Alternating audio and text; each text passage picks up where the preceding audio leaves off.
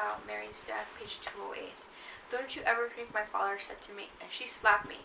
1 time, twice, 3 times. She slapped me hard. Promise you you'll never drink. Okay, I promise. I couldn't believe it. My sister had killed herself with booze, and I was the one getting slapped. Where was Leo Tolstoy when I needed him? I kept wishing he'd show up so my mother would slap him instead. Well, my mother quit slapping me, thank God, but she held on to me for hours, held on to me like I was a baby, and she kept crying so many tears. My clothes and my hair were soaked with tears. It was like my mother had given me a grief shower, you know, like she'd baptized me with her pain.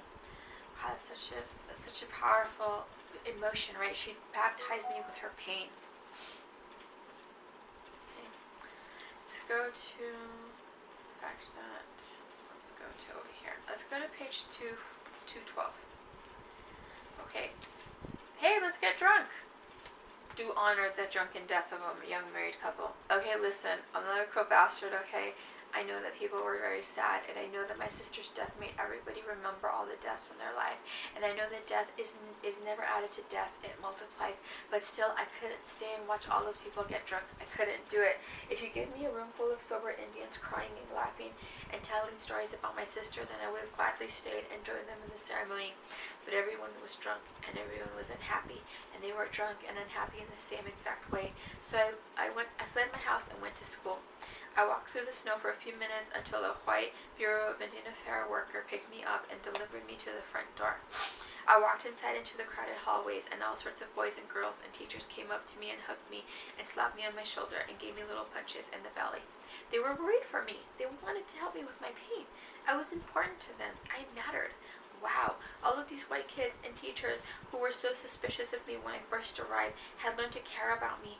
Maybe some of them even loved me, and I'd been so suspicious of them, and now I care a lot about them, and I loved a few of them.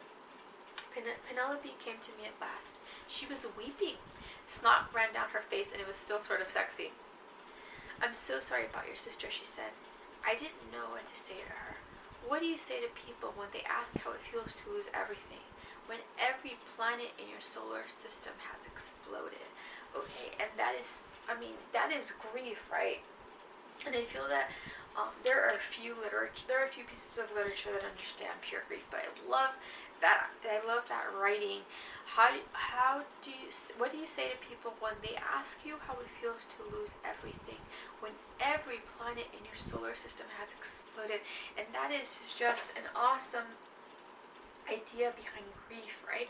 That grief is so strong, and of course here is the grief for his first for his grandma, then for his sister. But this idea that these two very important people had died, and now every planet in the solar system has exploded, and that is just, his life up till then has been ruined. It's just now gonna change for the worse or for the better. We don't know, but right now that's how he's feeling.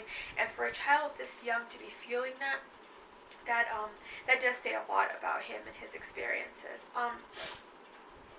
I feel that right now that's a great way to think about him and to think about his grief. And those of you all who have had this sort of grief, okay, that's something that really, really does stick to you.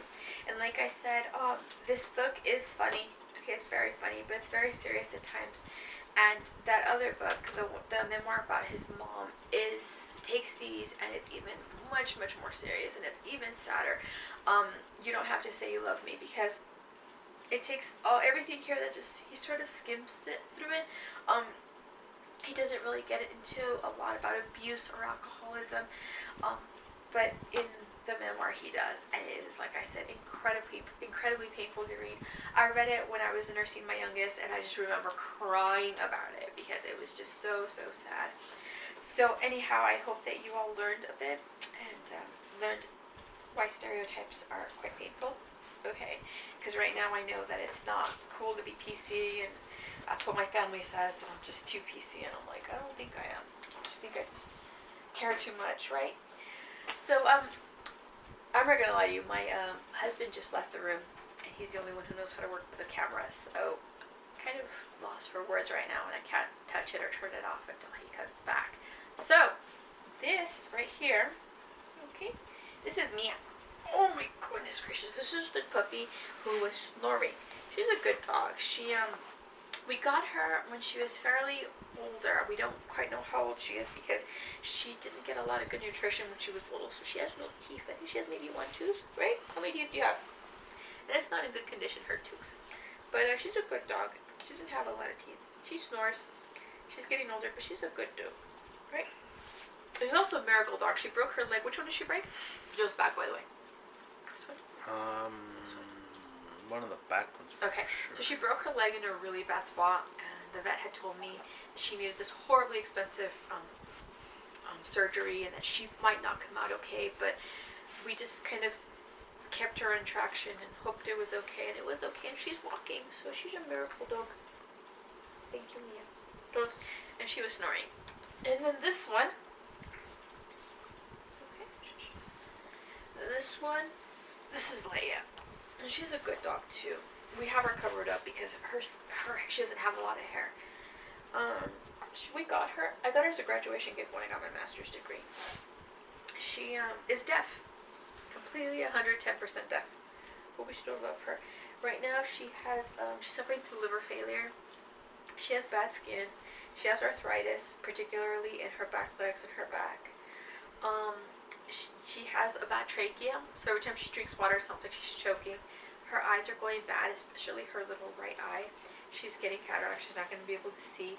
What else does she have? Pancreatitis. She has pancreatitis, so she can't eat a lot of. She has to stick with healthy food. She's overweight, but Arthritis. oh yeah, I mentioned arthritis already. But you know what? She's a good dog, and we're giving her the best life possible right now. Yeah, but she's what we call the lemon dog, because everything that could go wrong with her has gone wrong with her. But she's our lemon dog, and we love her. Anyhow, so I think that's enough for today. It's really late, and we all got to get to bed. So next time we're going to talk about Maxine Kingston and Amy Tan. I think y'all will enjoy those stories. So hope you all have a good night, and we'll see you all on Thursday. Camera.